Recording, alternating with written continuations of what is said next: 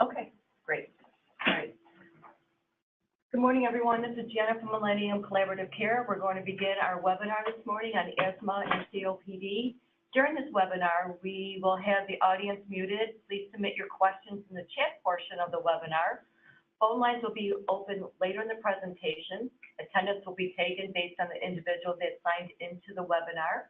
If you are meeting as a team, please email me or your relationship manager who else is in attendance. Please do not put your phones on hold, as we will, as we experienced this morning, be listening to your office music. Thank you. The presenters today are myself, Janet Steckel, Ezra Mustafa, and Tara McLuhan, and also present is Dr. Manoj Menon.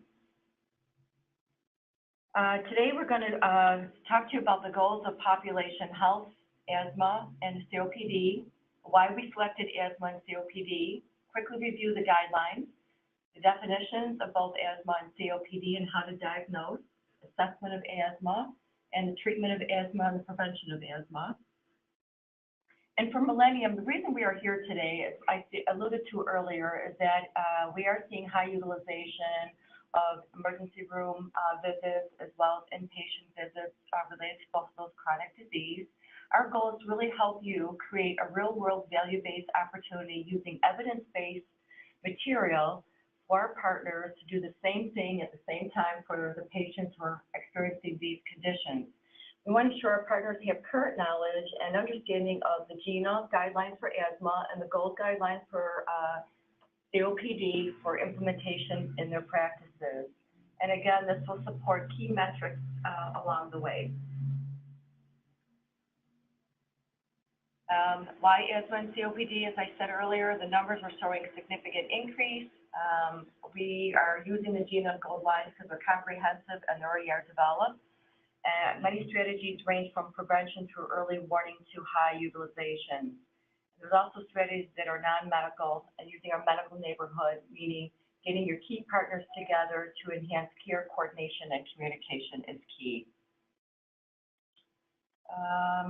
And again, if you need to, we can make these this PowerPoint available. This will be a training on our learning management system, and I'll send you the link to where you can access the GOLD and the GINA guidelines.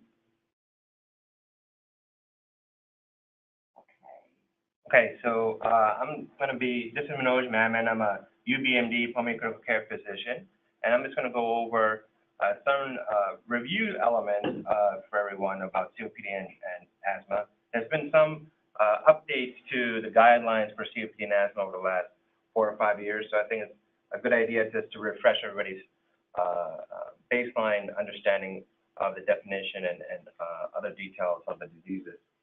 So for COPD, it's a common, preventable, treatable disease.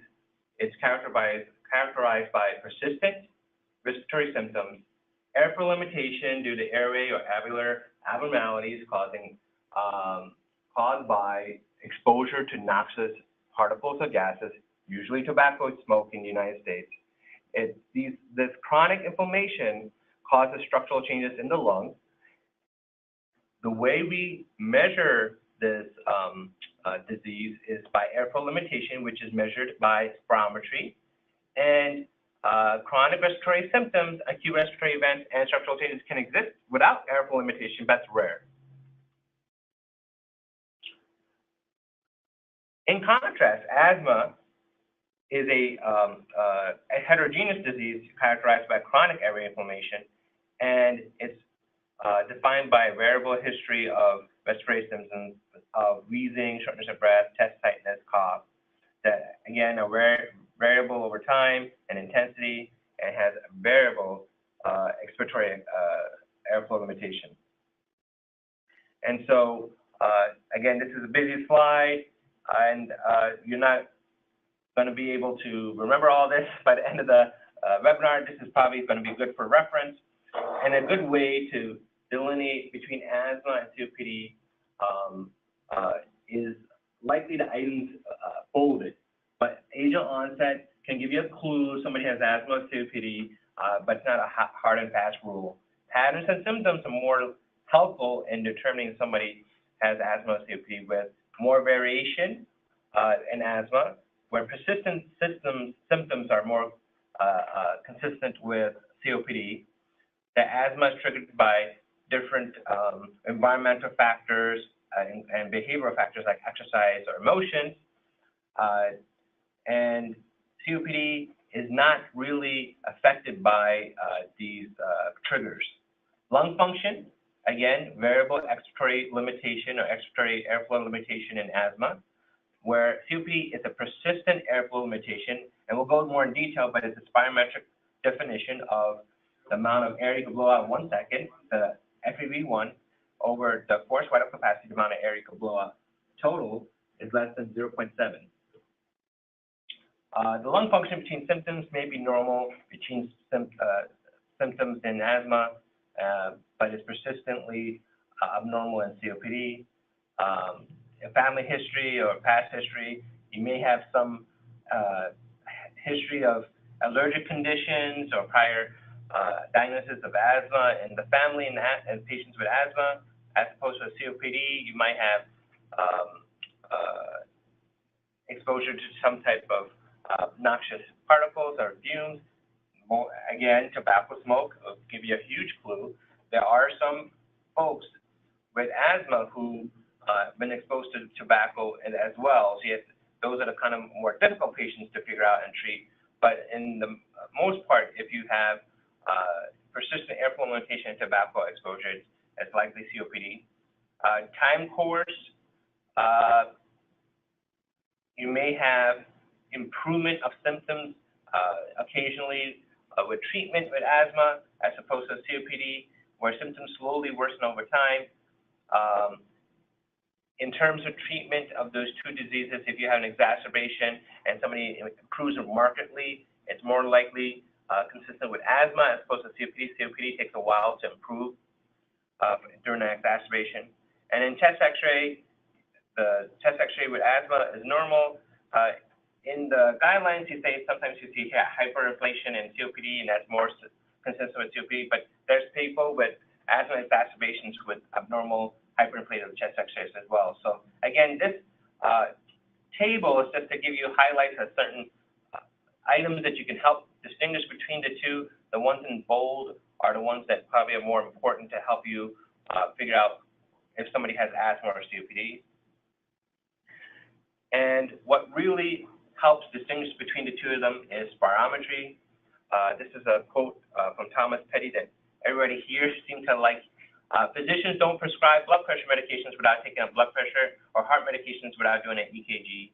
Why do we prescribe medicine used to treat breathing problems without doing spirometry? This is from Thomas Petty, a pulmonologist who was a huge advocate of getting spirometry in the primary care setting. And so it should help us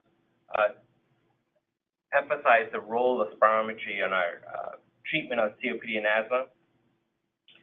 The reason why spirometry is important is that you cannot technically diagnose COPD without spirometry. And spirometry will help you assess the person's severity of COPD. It can also rule in or rule out asthma. Therapeutic decisions can be aided by the use of spirometry, where if you have someone with a lot of symptoms and normal spirometry, then you're thinking maybe it's somebody with asthma or some other reason for shortness of breath or symptoms.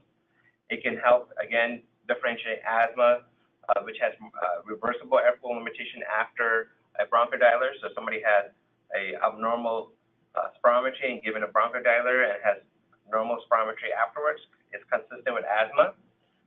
And it can help you determine if they are candidates for non-pharmacological interventions. And for COPD, there are certain surgeries and transplantation options available if you have severe lung disease.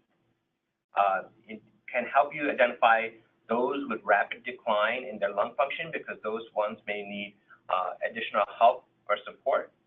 It's relatively inexpensive as a upfront cost and a maintenance cost, and it has an ROI. I think the MCC is going to give you some options and training on avenues to maintain spirometry in your clinic, and it's easy to maintain. So next, we're going to talk about management and treatment of COPD in this whirlwind tour of the diseases. Diagnosis and initial assessment. So COPD should be considered in any patients who have symptoms and exposure to risk factors for disease. And basically, in the U.S., it would be tobacco smoke. We look at the symptoms, just to refresh everybody's memory, is shortness of breath, chronic cough, and phlegm or sputum production. And then risk factors, again, tobacco smoke. You can have some folks with indoor-outdoor pollution. In the rest of the world, it's biomass exposure to smoke or fumes that people use to cook their food. That's a lot of why some people get COPD in the rest of the developing world. Occupational pollutants can also cause COPD.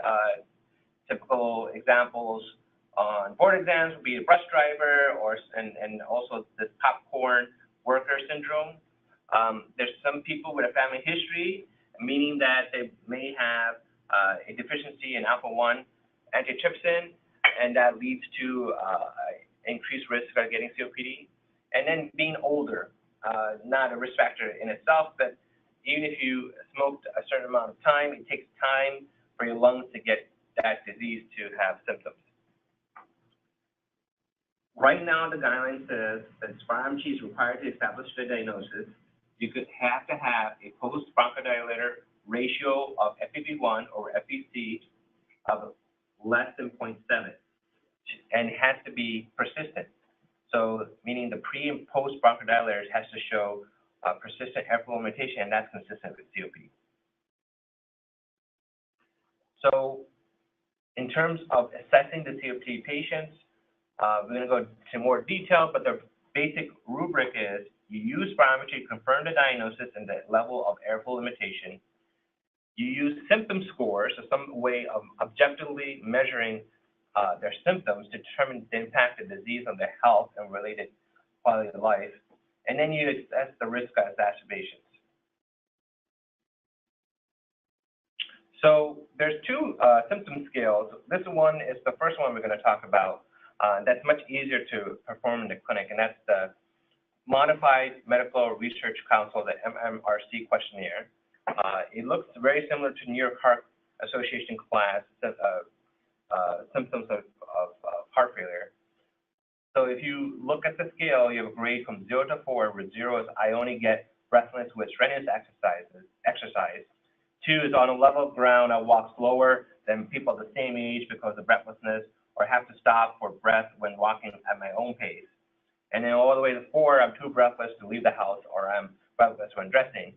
And we highlighted 2 because that's going to be clinically relevant when we go into assessment of exacerbation risk. Now, the other way you can assess symptoms is a little bit more difficult because it's a questionnaire that the patient has to fill out. It's validated for patient entry of their symptoms, and it's a Likert scale of 0 to 5 for these 7 different items where, for example, if they cough all the time or never cough, or whether they have phlegm or no phlegm. And the scores can range from obviously from 0 to all the way to 35, or actually 40, it's 8 questions. And 10 or more suggest significant symptoms. So either 2 on the MMRC or 10 on the CAT assessment is clinically significant for the trial.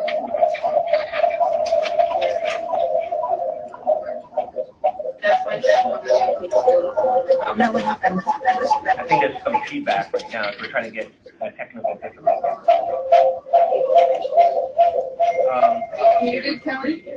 Yeah, I'm going to use my headphones. Audience, sorry, we're hearing conversation in the background. Please mute your phone. Oh, no, I'm not muted.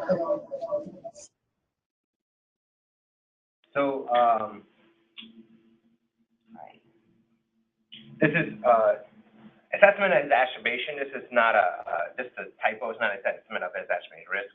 just to, and we're not going to go too much in detail for exacerbation, but COPD exacerbations are defined about acute worsening of respiratory symptoms that result in additional therapies. Very vague, very non-specific, but that's how it's listed in the guidelines.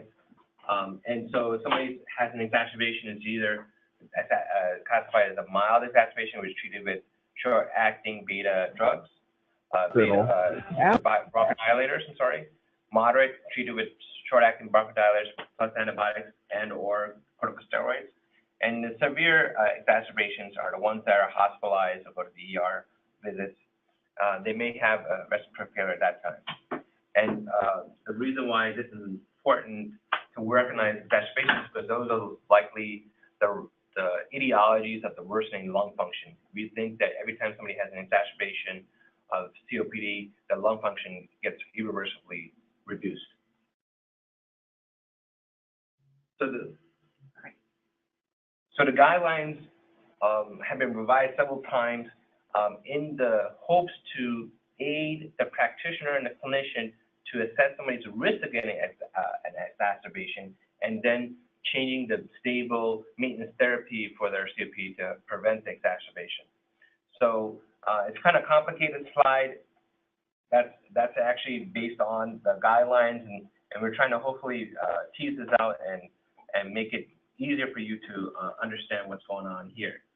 So on the top left, you see spirometry confirmed diagnosis. So after you make that diagnosis of COPD based on the spirometry, then you assess the person's risk of exacerbations and their symptoms.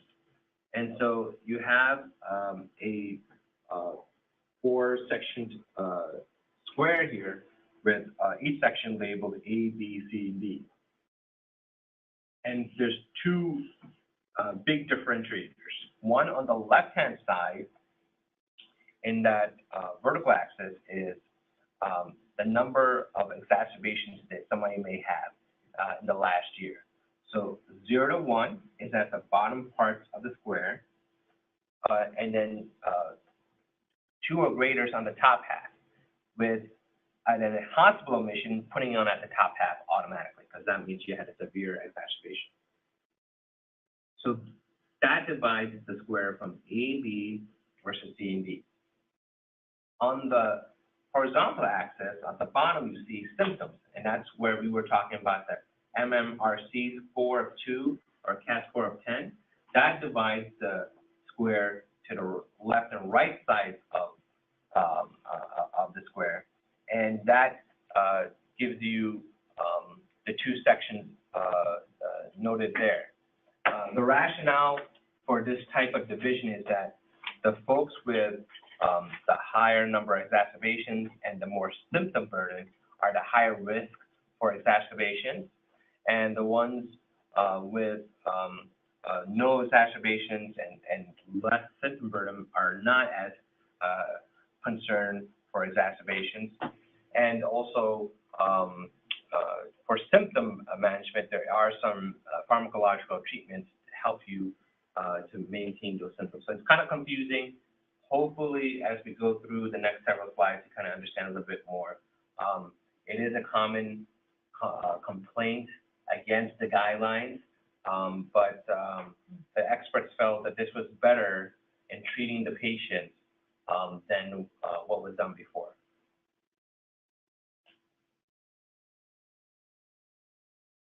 So for COPD management, we assess severity and monitor disease. We reduce risk factors. We try to manage stable COPD through patient education, through letting the patient understand how they got their COPD and how they can, what they can do to reduce their risk of exacerbations and further disease progression. They can manage stable COPD through pharmacological management, which when they have a clinical pharmacist to go over certain finer points of that treatment. And there's some non-pharmacological treatment options available too, that we'll go over some of them as well. And then you manage exacerbations, and that's outside of the scope of today's webinar, but that's very important as well. Thank you, Dr. Yeah. Good morning, everyone. My name is Azra Mustafa. I'm a clinical pharmacist here with Millennium Cloud Risk Care, and I'll go over the pharmacological and non-pharmacological options. This is intended to be a quick overview of the pharmacological options. We will have a second module that will go into each agent in much greater detail. So our first class is our inhaled bronchodilators. We have our short-acting beta agonists, which I will refer to as SABA throughout the presentation, and the listed medications underneath. And our short-acting anticholinergics, which I will refer to as SAMA throughout the presentation. Both the SABAs and the SAMAs are intended to provide quick relief of symptoms and used as needed. Then you have the long-acting anticholinergics, which I will refer to as LAMA. The long-acting beta agonist, also I will refer to as LABA. And then the new kid on the block is the triple therapy with LABA, LAMA, and the inhaled corticosteroid. It's the trilogy. This is nice because it opens up the airways, keeps the airways open, and reduces inflammation. Selecting the agents really falls on to what formulary coverage the patient has. There's an app that you can download on your phone called the Formulary Search app, which will help you guide the selection when picking a new therapy for a patient. Then the combined bronchodilator products. This is nice to use because they have different mechanisms of actions and durations. So they may increase the degree of bronchodilation with a lower risk of side effects compared to increasing the dose of a single bronchodilator. So you have your SABA-SAMA combo and your LABA-LAMA combos. These are some of the newer agents out on the market with the LABA-LAMA. Then you have your anti-inflammatory agents, your ICS or inhaled corticosteroids with the LABA combination. Then you have your oral phosphodiesterase 4 inhibitor. They decrease inflammation and should always be used in combination with the bronchodilator. Currently, there's one on the market. It's the Dalarex. And then you have your oral steroids, which play a role more in acute management. There's no evidence to support the benefit in chronic daily use, especially considering the high systemic complications and side effects. So this slide's a little bit busy, but the guidelines recommend medications for treating patients based on where they fall in the ABCD grading scheme. In treating patients, the emphasis should be placed on meds that reduce symptoms and prevent future exacerbations.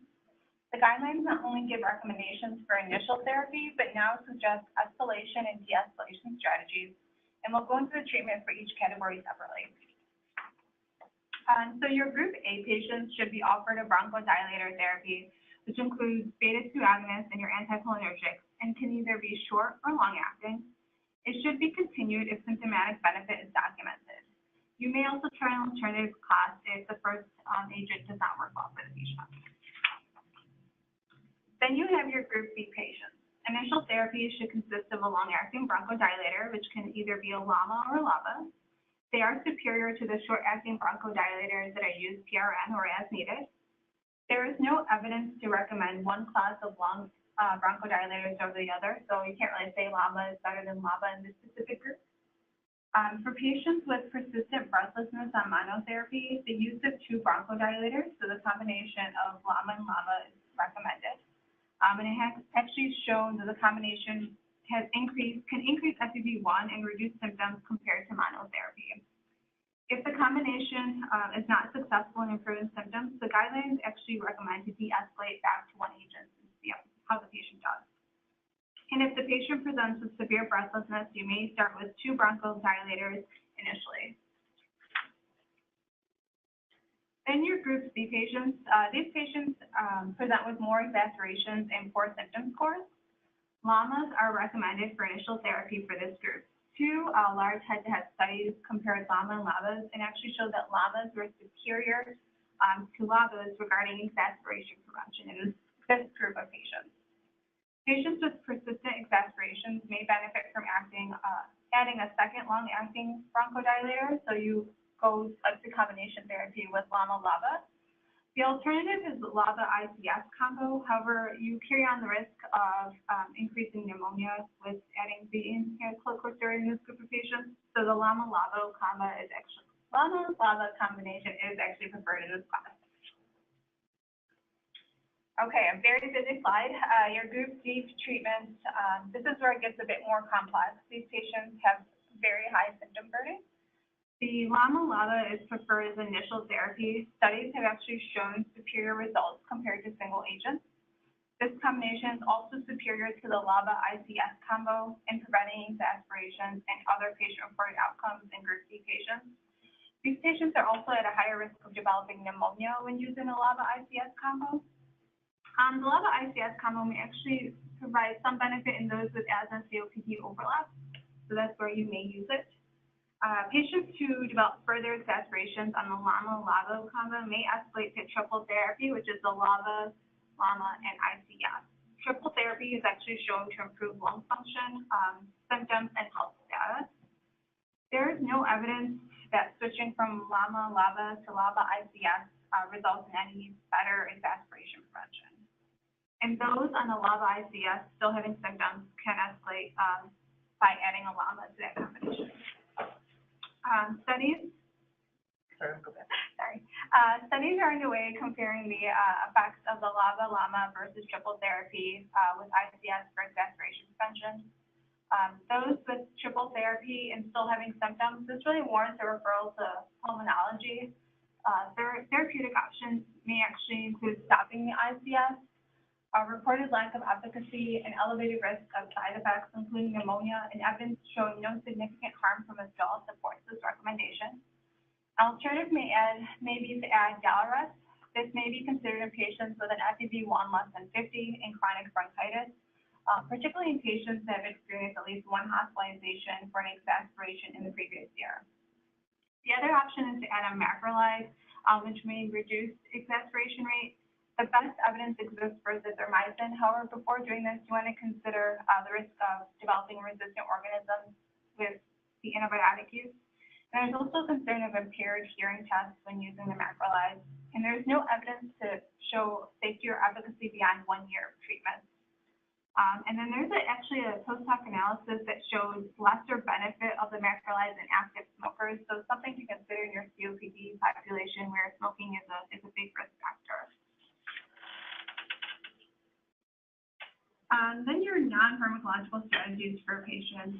Education is key, making them understand the disease and risk factors and things they can do to improve their health. Smoking cessation is really important, again, a major risk factor in your COPD patients. Vaccinations, we'll go into that in a little bit more detail in the upcoming slides. Physical activity is actually decreased in COPD patients. This will lead to a downward spiral in inactivity, which predisposes them to reduced quality of life and increased rates of hospitalization. So exercise is recommended in all stages of COPD. Pulmonary rehab has shown to be the most effective therapeutic strategy to improve shortness of breath, health status, and exercise tolerance. In the guidelines, it's recommended for patients in Group B, C, and D.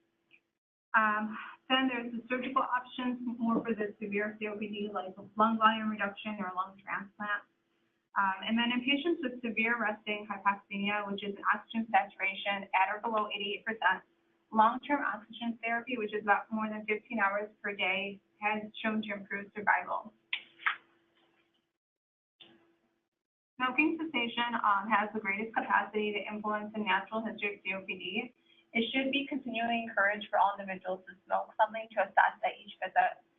Your non-pharmacological options, individual, group, or telephonic counseling. And you also have your pharmacological options like bupropion, Chantix, and nicotine replacement products like your gum, passage, and lozenges. Both the non-pharm counseling and pharmacological options together improve or cessation for smoking. In your vaccination recommendations, the influenza vaccine should be given to all ages. It's shown to reduce serious illness and death. With the pneumococcal, the Pneumovax has shown to reduce community-acquired pneumonia in COPD patients younger than 65 with an FEV1 less than 40%. So the recommendation is to give the Pneumovax in COPD patients 19 to 64. That's 1 dose. And then the Prevnar should be given to patients at or above age 65, and it has to be at least 1 year after the Pneumovax. And then you give a second dose of the Pneumovax 1 year after the Prevnar dose, and it has to be, it's a bit confusing, but there has to be 5 years between the first Pneumovax and the second Pneumovax. Monitoring and follow-up. Smoking cessation is key. You want to assess the clinical response. You want to assess exercise tolerance. COPD impacts patients beyond just dyspnea. Frequency of rescue inhaler use. Are they overusing their rescue inhaler? Are they having more exacerbations that warrants an increase in therapy? Assess inhaler technique. Inhaler technique and adherence to therapy should be assessed before concluding that the therapy is insufficient. I'll show you the video at the end of the slide. It'll put things in perspective. Assess side effects. Pulmonary rehab improves symptoms, quality of life, physical, emotional participation in everyday activities. Again, recommend it for your patients in groups B, C, and D. And do a repeat spirometry and pulmonary function tests if symptoms are worsening. So I'll pass on the video for now. But feedback method is crucial. Studies from Rice University show that 70 to 90% of the time inhalers are not used properly. So you want to recheck inhaler technique at each visit and make sure the patient is using the inhaler appropriately. Unfortunately, there was a really nice video I wanted to show, but we are having some technical difficulties. We'll send it your way. Just put the feedback method into perspective. Thank you for that update, Ezra. For your patients with COPD and who are obese, there's actually a NIH study that we're doing at UB, University of Buffalo, downtown campus, where patients with COPD can get a connection with a lifestyle coach to help with weight loss and healthy lifestyle. And it's actually a very interesting study where they're trying to see if just by using a lifestyle coach and healthy lifestyle activities that somebody can lose their weight and feel better about their health. And so a lot of people can qualify. Some people will get a free Fitbit as well as a free weight scale. And a lot of people will be able to connect with a health lifestyle coach. So if anybody is interested in referring patients to this very nice study, there's the contact information of our research coordinator at University of Buffalo. And definitely let us know if you have someone who may be interested. They would have to come downtown to Buffalo to enroll in the study, just for your information. Okay, so next topic, we're going to talk about management and treatment of asthma in adults. So we're switching from COPD to asthma very quickly. Hopefully, will help set things in concrete and help you treat your patients a little bit more effectively, though it's probably a refresher for most of you. For diagnosis of asthma, it's a history of variable respiratory symptoms. There's evidence of variable expiratory air flow limitation, again, that's noted in contrast to COPD. One of the things that is recommended by the guidelines, and I recommend it as well, is that you should make sure the evidence of asthma is documented before starting control of treatment. Because once you start to control of treatment, it's very difficult then to confirm the diagnosis afterwards. It's hard to determine how much shortness of breath is really due to the asthma or other issues like obesity, deconditioning, another type of cardiac or lung disease. So the rubric in diagnosis and treating patients with asthma from the Global Initiative for Asthma, the GINA guidelines, is that if somebody has respiratory symptoms, are the symptoms typical of asthma? Somebody with variable symptoms of shortness of breath and wheezing is triggered by some type of external stimuli. If you do a detailed history and examination for asthma. If the history and examination supports the asthma diagnosis, then you would then perform a spirometry with reversibility, meaning that you do a spirometry before a bronchodilator, and then after a dose of bronchodilator, you repeat the spirometry. If those results support the asthma diagnosis, meaning that you may have someone with reduced airflow initially before the bronchodilator, and after the short-acting bronchodilator, you repeat the spirometry and they had no airflow limitation and a normal spirometry, that kind of supports the diagnosis of asthma. If so, then you treat the person for asthma. what happens is that a lot of people don't fit the normal textbook definition of asthma, and so then you would have to get either more history tests for alternate diagnosis. You may have to repeat the spirometry test again in a separate visit. You may have to treat empirically with inhaled corticosteroids and see what the response is. Depending on your comfort level in treating asthma, it's very reasonable to consider treatment after you try multiple times doing spirometry and investigating further in their other history and tests for alternate diagnosis. You just don't want to miss the alternate diagnosis because their shortness of breath may be due to other reasons besides the asthma. In terms of assessment of asthma, take every opportunity to assess the patients with asthma, a diagnosis of asthma, especially when they're symptomatic or after abusing exacerbation. So if somebody with asthma is coming into you and they said they're symptomatic, try to assess them. You could assess them several ways. One is see how well the asthma is controlled, and so you can use certain objective measures to see how well their symptoms are controlled and see what risk factors they may have that triggers their asthma. See if there's any treatment issues. Some studies show about 70 to 80% of people do not use their inhaler correctly, even if they're fully compliant in putting it near their mouth and inhaling. So you have to review their inhaler technique. You have to make sure that they're adhering to the therapy that you're prescribing, and that's very difficult at times. I ask my patients with asthma and COPD to always bring in their inhalers with them and show at least one of their inhalers and how they're using it. There's no evidence that an extra dose of the inhaler in your clinic is going to have any adverse event to the patient. Check for comorbidities and schedule a routine review at least 1 year. If you have a patient who you start off with asthma, and I forgot to mention this, you probably would just want to write for one refill of the referral, because if they're asking for refill and it's been a short amount of time since you prescribe it, then you know they're either having a more uncontrolled disease than you thought they would have, or that they're not using the inhalers correctly.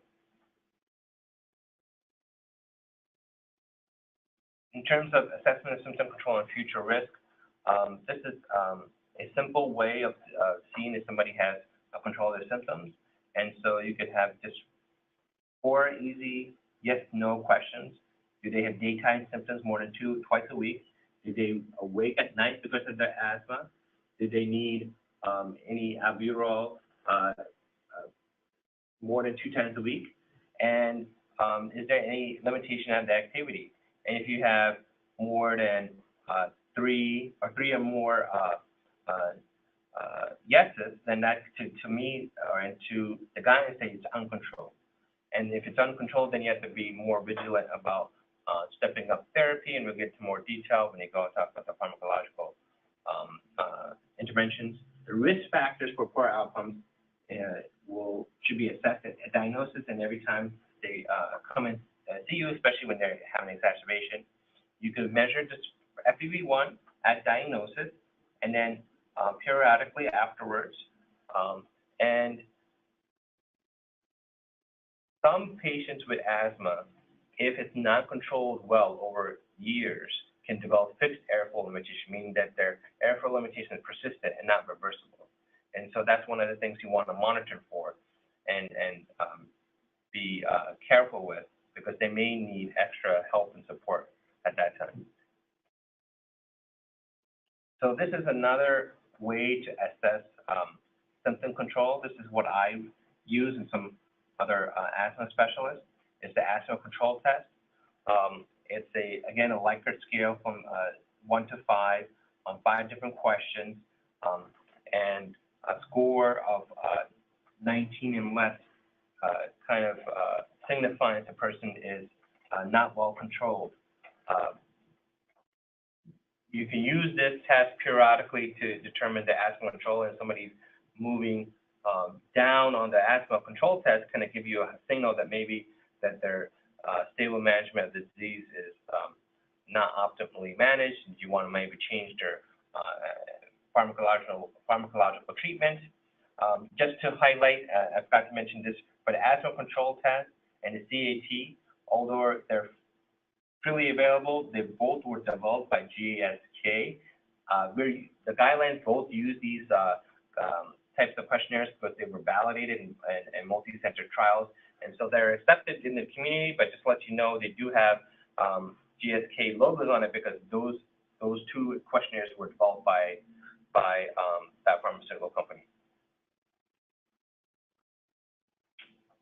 In terms of management of asthma, again, we want to treat and control the symptoms and minimize risk of exacerbations. Pharmacotherapy is very important for asthma control. You try to treat the modifiable risk factors and comorbidities. There are some non-pharmacological therapies and strategies you can consider. There's evidence that guided asthma self-management and skills training can help person manage their asthma more effectively at home.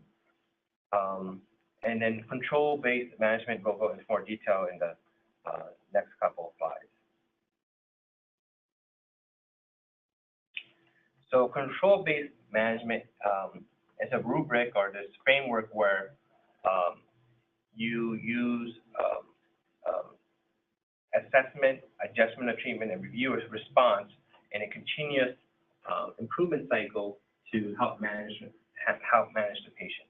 So in terms of assessment, you diagnose the patient, you check for risk factors that may lead to the asthma worsening, you check inhaler technique and adherence, and then based on the assessment, you adjust treatment, and we'll go into more detail about how you adjust the medications for asthma, how you may treat modifiable risk factors, and how you may apportion the non-pharmacological strategies.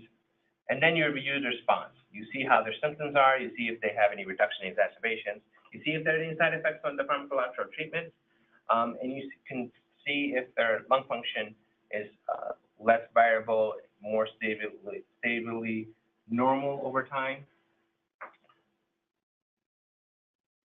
Oh, hi, my name is Tara McElwain, and I'm one of the clinical pharmacists here at Millennium Collaborative Care, and I will go into more of the pharmacotherapy with asthma.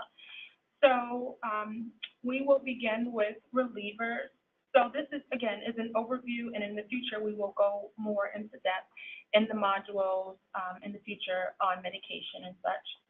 With asthma, the pharmacotherapy options for long-term treatment fall into three main categories. So what we'll start with is relievers or rescue medications. There's also controllers and add-on therapies for patients with severe asthma. So relievers are provided to all patients for as needed relief of breakthrough symptoms. And ideally, eliminating the need for relievers treatment is both an important goal in asthma management and is also a measure of success of asthma treatment. And relievers used here are the short-acting beta agonists or SABAs. Controllers are used for regular maintenance treatment. They reduce airflow limitation, control symptoms, and reduce future risks such as exacerbations and decline in lung function. And the controllers here are the inhaled corticosteroids, as well as the ICS LABAs or inhaled corticosteroids with long-acting beta agonists, as shown here on this slide. So daily controller treatment should be initiated as soon as possible after the diagnosis of asthma is made. Early initiation of low-dose ICS in patients with asthma leads to greater improvement in lung function. Low-dose ICS is recommended for patients with asthma and any of those symptoms listed below, but we will see this again later on in the stepwise treatment. So use an inhaler is a skill that must be learned and maintained in order for the medication to be delivered effectively. And again, as Dr. Mammon mentioned, up to 80% of patients are unable to use their inhaler correctly, and this contributes to poor symptom control and exacerbations. and most people with incorrect technique are not even aware that they have this problem. So the GINA guidelines have strategies to ensure effective use of inhaler devices using this 4-step method: choose, check, correct, and confirm. So first, choose the appropriate device for the patient before you prescribe. For example, consider someone who has arthritis or if cost is a factor. Second, check their inhaler technique at every opportunity that you have and ask the patient to show you how they use their inhaler and check the technique against a device-specific checklist. Third, correct using a physical demonstration to show the patient how to use the device. For example, you could use a placebo inhaler, check their technique again, and then pay close attention to problematic steps that they may have, and then repeat this process up to 2 to 3 times if necessary. Lastly, confirm that you have checklists for each of their inhalers and that you can demonstrate the correct technique on them. So let's talk a little bit about adherence. So in the guidelines, it states that approximately 50% of adults and children do not take their controller medications as prescribed. So this can be unintentional. For example, the patient forgets or they misunderstand the instructions, or not intentional. They may feel that the treatment is not really necessary or they fear side effects. So poor adherence can be identified by asking an empathetic, open-ended question and being non-judgmental, or just checking their medication usage. For example, looking at the inhaler date or the dose counter. And then successful adherence interventions have been shown when there is shared decision-making between the patient and provider, when it comes to choosing medication and the dose, when there's inhaler refill reminders, and also when there's once-a-day dosing. So investigating reasons for uncontrolled asthma is also really important. And this flow chart here shows the most common problems first, more towards the top, but these steps can be carried out in a different order depending on the available resources that you have in clinical context. And investigations may include discussing adherence and barriers to use, actually confirming the diagnosis of asthma, removing potential risk factors if possible, so smoking or allergen exposure, then assessing and managing comorbidities such as rhinitis, obesity, because those can contribute to respiratory symptoms and also a poor quality of life for patients. Treatment step-up may be considered, and then you can consider a specialist referral. For example, if the asthma is still uncontrolled after, for example, 3 to 6 months on high-dose ICS LABA, or the asthma is very severe or difficult to manage. So once asthma treatment has been started, ongoing treatment decisions are based on a cycle of assessment, adjustment of treatment, and review of response, as previously mentioned in that cyclical diagram that Dr. Mammon went over. Controller medication is adjusted up or down in a stepwise approach to achieve good symptom control and minimize the future risk of exacerbation. If a patient has persisting symptoms despite, say, 2 to 3 months of controller treatment, then you should assess and correct common problems that we discussed before that may be happening before you decide to step up treatment. So I'll go over the different steps now. So for step 1, the preferred treatment here is just SABAs as needed. So a patient's symptoms may be occasional daytime symptoms. So this is when they have symptoms less than twice a month. For short duration, they don't wake up at night, and their lung function is normal. Step 2 would be a patient that may be experiencing asthma symptoms more frequently, and they need a SABA more than twice a week.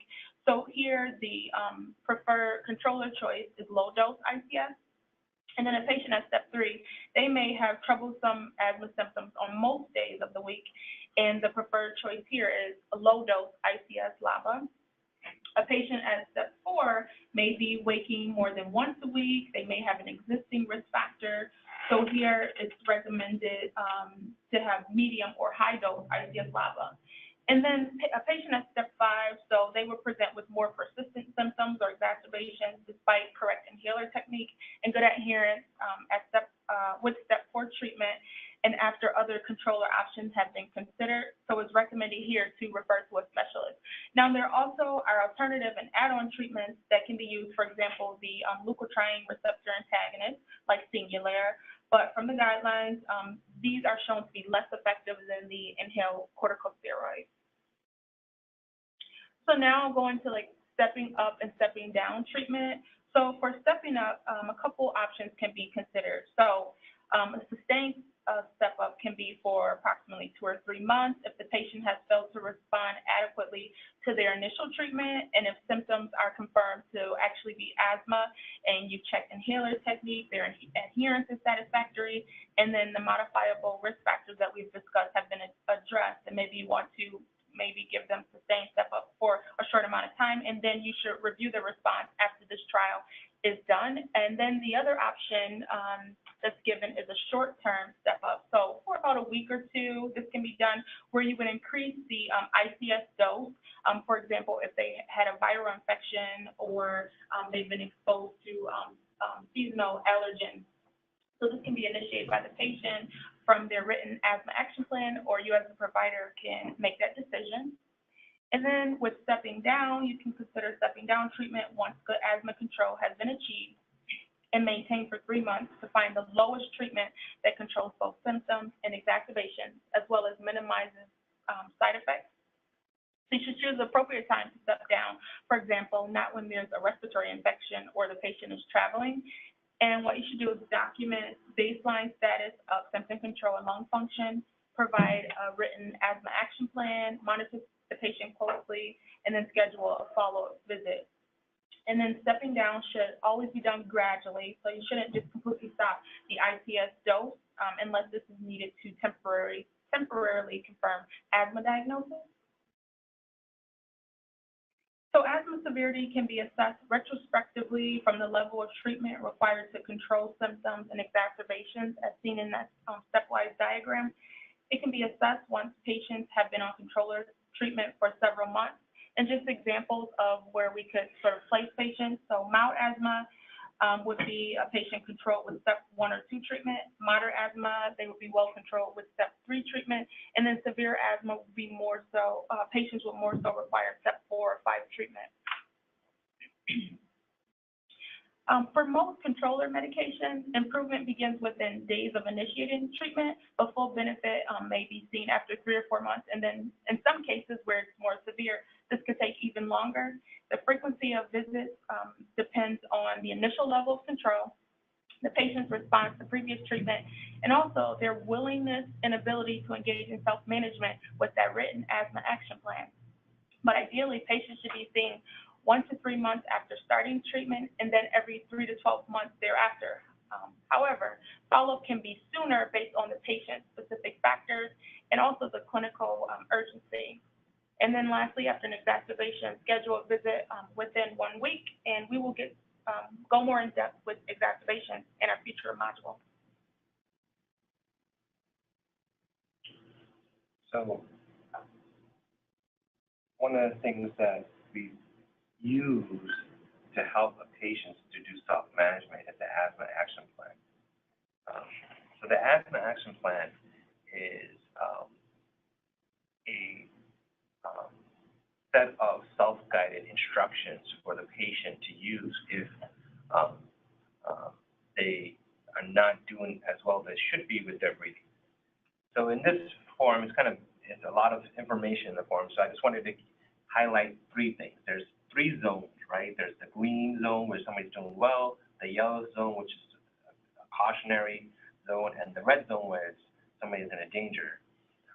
And what the patient uses at home to help self-manage the disease is a peak flow meter, where they take a deep breath and blow as hard as they can through the peak flow. There's a nomogram that's usually given with the peak flow meter that shows what their ideal peak flow meter reading should be. And if they're 80% and above, they're probably doing well and are working and playing as well as they should and have no problems at night. And so they should just be on their control medication. Sometimes if they are between 50 and 80% of their personal best, then you have to consider additional quick relief medications like albuterol. Continue to control medication. Sometimes, depending on your comfort level, you may say, hey, you may want to add increased doses in inhaled corticosteroids. I'm not getting into too much of those type of arrangements because it's it's kind of complicated to go through, and I think it's better if you just maintain what you normally would do for the patient if they were in front of you in the clinic. You're just giving them the advice on paper what to do so they can self-manage at home until they get to see you in the clinic. In the red zone, this is where an unfortunate problem with some people with asthma, they don't realize how bad their breathing is. And so unless they see the peak flow meter at 50% of their personal best, then they realize, okay, hey, I'm in a danger zone, I may need to go to hospital. I would try to use several doses of Referral to see if I'm feeling better, and then call 911. But the whole goal of the asthma action plan is somebody to continuously monitor disease, not get into the red zone, get in, if anything, stay in the green zone. If they notice they're in the yellow zone, they start some type of treatment right away, and hopefully prevent this need to go to the emergency room or an urgent clinic visit. And so for non-pharmacological strategies, to kind of almost mirror a lot of what you saw in COPD as well, is patient education. So the patient understands the disease, what triggers their asthma, how they can use the asthma action plan to self-guide their treatment at home and prevent exacerbations, clinic visits or ER visits. Smoking cessation. So that was mentioned before. That's very important to prevent triggers of asthma, and also for their children or young ones, people who smoke at home lead to higher rates of children with asthma. Vaccinations, as I mentioned before. Physical activity is always important because you don't want to have someone who limits their activity level because of their breathing problems, and then they have the conditioning and obesity that also affects their breathing. Try to identify and remove occupational sensitizers. That's a little bit more difficult and more complex. Basically, if you notice or the patient notices they have more symptoms during the work week and not the work weekend, if they notice symptoms towards the end of the day and it abates when they're on vacation, that may signify that the person has some type of occupational trigger, and then you have to go into a little bit more of a detailed history to figure it out. Some people have are sensitive to NSAIDs, and including aspirin is a subtype of asthma. And so you might want to ask the patient, does their asthma symptoms worsen when they take the NSAIDs or aspirin? And you might want to avoid them if that's the case. In terms of referral, all allergists are comfortable with treating asthma, and then a lot of the pulmonologists in the area as well. I would recommend that if you have trouble diagnosing asthma or COPD, that you refer the person for a specialist. If you suspect occupational asthma because of the regulatory issues of reporting to New York State, I think it may be worthwhile to refer to a specialist just for time management wise, and probably the best treatment to plan for the patient. If somebody has persistent, uncontrolled asthma, frequent exacerbations, I think that's very reasonable to refer to an asthma specialist. If they have any risk factors for asthma-related death, and that means that they're are in maximal pharmacological therapy and still have symptoms, that they have a poor understanding how poor the lung function is. Basically, these are the patients who come in with 50% FEV1 on clinic or on their peak flow meter and don't realize that their lung function is not at 100%. Those ones are at risk for fatal asthma. Also, prior history of being hospitalized, being intubated is a high risk for asthma-related death. If they have evidence of significant treatment side effects like arrhythmias or folks with other issues with their inhalers. And then symptoms suggesting complications or subtypes of asthma. Again, if it seems like somebody has NSAID sensitivity or aspirin sensitivity or eczema or other atopic conditions, I would consider referral to a specialist. If they have atopy or allergic symptoms, I would recommend referral to an allergist. If they have subtype connected with obesity or smoking-related disease, a pulmonologist may be more beneficial, but allergists and pulmonologists likely have depth in both of these subtypes. That really concludes the overview, which is very thorough for both conditions, COPD and asthma. I want to thank all our speakers for participation and as well as the audience. There will be additional learnings posted on Millennium's website, and these will be short modules, and I mean by the definition of short, 20 minutes and under, and we'll have, when we post that video we were trying to show you on patients trying to use their inhaler, it's actually a good one for you all to see. So we'll have a module on assessment of inhaler technique, how to do good teach back for patients, transitions of care for your patients that are post-discharge in the ED or inpatient, a little deeper dive into the pharmacological treatment for asthma and COPD, some more information on smoking cessation, including the quit line. You can also speak to relationship managers if you'd like to have specific topics researched for you. We'd be happy to support you with that endeavor. Again, I want to thank you all for your participation. Thank you and have a great day.